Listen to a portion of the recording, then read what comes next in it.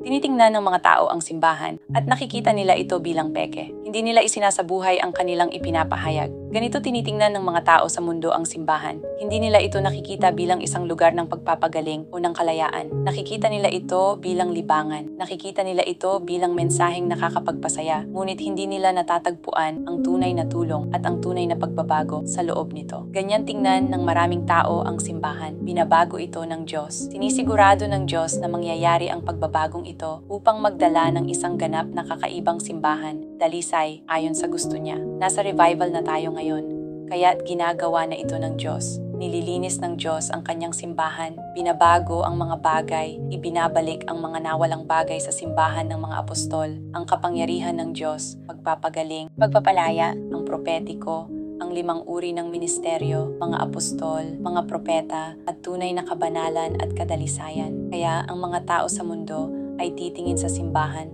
at ang kanilang pananaw ay magiging napakaiba kaysa sa kung ano ito ngayon, kaysa sa kung ano ito noon.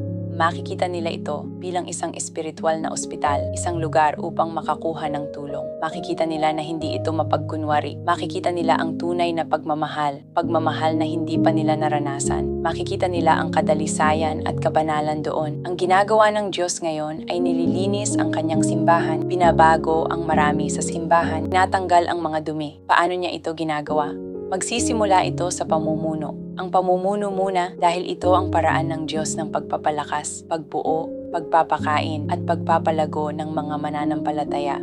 Ang mga leader, sila ang kailangan maglakad sa kabanalan. Kung ano ang nasa kanilang espiritu, yun ang lalabas at mapapasa. Ito ay isang malaking bahagi ng kadalisayan na dumating sa katawan ni Kristo.